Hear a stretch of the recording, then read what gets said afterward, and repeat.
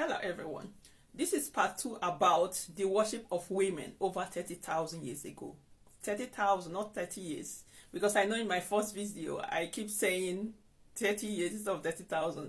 It's 30,000. If you see the text, you're going to know that I wrote 30,000 for some people that will be confused.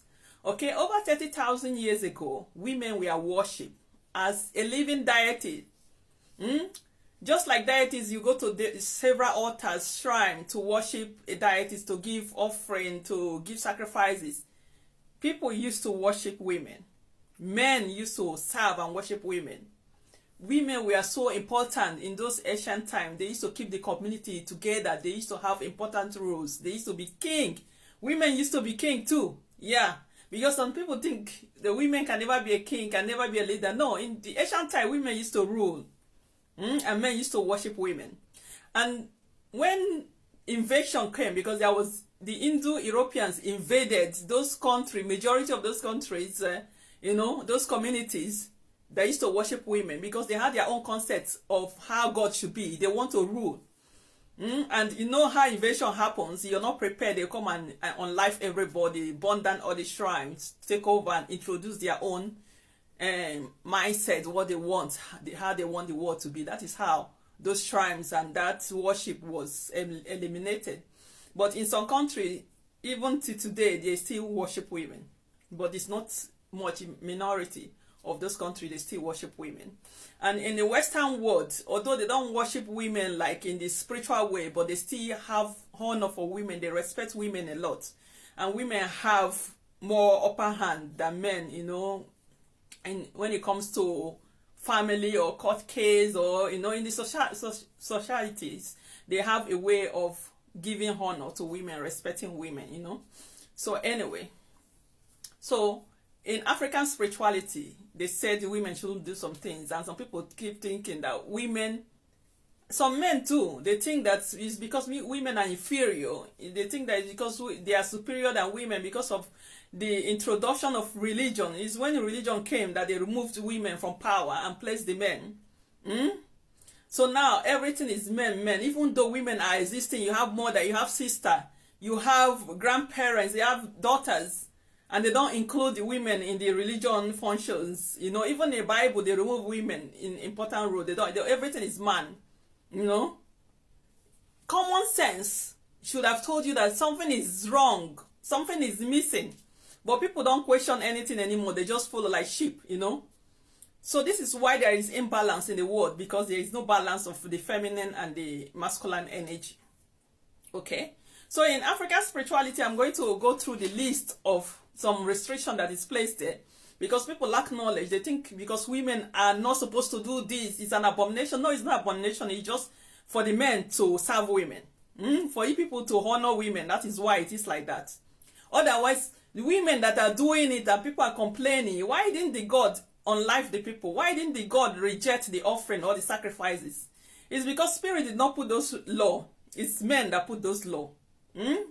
That's why even though women go and do those things that they said they put rules that women shouldn't do, the women will still get results. And the Spirit are not even stopping the women, because in the spiritual realm, women are very powerful, and some spirit prefer women to do some things. But because the men are in the supremacy, they are ruling everything on this physical world. They say that everything should be them. But it's not. When you are a spiritual person, you should do consultation with Spirit to find out how it should be done. Not the physical. You shouldn't be following the physical law. So anyway, I'm just going through some lists that I wrote here so that I don't forget. One, in some cultures, not all cultures, because if it's a mosque that is banned, that is forbidden, it should be all over Africa. But it's only some cultures that these are affected, showing that if other cultures can do it, it means that it's not forbidden. It depends on who is ruling your culture, the mindset of your culture. That's how they place the restriction in women in African spirituality. These are spiritually called women I'm talking about. People that are called to serve, and they put some rules on them. They are limiting their ability. They are limiting how they should function because of religion, because of that religious mindset of men ruling. It was not always like that. It's not like that. If you want to get good results, you must let the person to function in their fullness. So anyway, in some religion, they say women are not allowed to feed their ancestors. Women are not allowed to feed their ancestor. You know, some cultures, they will tell you that women are not allowed to feed personal spirit guide. You know, those spirits that are with you 24 hours, that women are not allowed to feed this. Only men. You see where the religion is coming. The male supremacy is coming. And in some culture, they will say women should not feed deities. Why should a woman be unliving an animal when a man is there? This is how to honor women, because it's a hard job. Those jobs, you're supposed to do it, you know, for the women, to make the task easier for the women. Doesn't mean that she's inferior. You're just serving women, you're honoring women. That's why those rules are there. In some cultures, they will say women shouldn't break kola nuts in the presence of the men. Because men are supposed to serve women exactly the same. Doesn't mean that women shouldn't do it. If it's an abomination, it means that women shouldn't do it at all, even though the men are not there. But when the men are not there, you can do it. Meaning, it's for the men to serve women. But when you don't know history, when you don't know history, then you obviously lack knowledge. It's like when the slave trade was happening, and somebody said that history does not exist at all. Our ancestors were never enslaved. There was never colonization. That is when they are deceiving you. But when you know history, it used to be like this before. Then you know. This is just how it is in these spiritual functions. Okay, so some people will say women that are in the that are having their menstrual cycle are not supposed to do some certain function until they are in the menopause. I mean, it's not like you shouldn't do it when you're in the monthly cycle. It means they are putting a rule that as long as you are in that age that you're still menstruating, that you shouldn't do some function at all until you are maybe age like grandma or something. Yeah. No, okay? The only reason why these rules on women is because of the power we carry during our cycles. So I already talked about that in the video, how women should avoid some sacred places so that they don't limit the vibration of that place. Doesn't mean that they shouldn't, because they are very powerful when they are on their cycle. And some cultures, they will tell you that women are not allowed to install deities. Hey, that women are not allowed to do all these things by themselves. A man must do that. It's because they see it in the ancient time as a tax.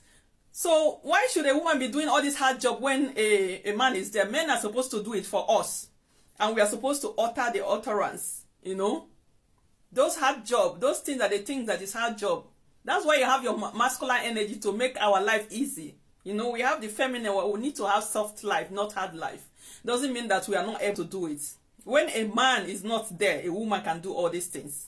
And if the woman does not want a man to do it because they don't trust the men, they can do it themselves. Because in some culture, they are still doing it. All these restrictions are based on, it depends on the culture that you are. So you have to find out how it is practiced in your culture. But just know that because it's practiced like this in your culture doesn't mean that it's forbidden in the spiritual realm. No. So some things that is limiting you, what you should do is go and consult your spirit. Because you're supposed to work according to how your spirit wants, not how some people are giving you rules and regulation. Okay? This is just, and some people will say a woman who is unmarried should not install her spirit. So in their mindset, they think that all women that are called must marry. In fact, a lot of us we will not marry. You know, a lot of people that are called will not marry. Because that is what we have in our destiny contract, not to marry in this lifetime, just to serve the gods and the humanity. And you want to tell a woman like that not to go and install her spirit until she marries. That means she will not be able to answer her call at all in this lifetime. A woman who is unmarried can install her spirit either in her parents' house or in her private home. And that can be moved, is movable. You know, you can have something that you can move when you decide to marry. And some people don't want to marry at all because it distracts this spiritual work. So there are some things which I wrote, which I'm going to go through.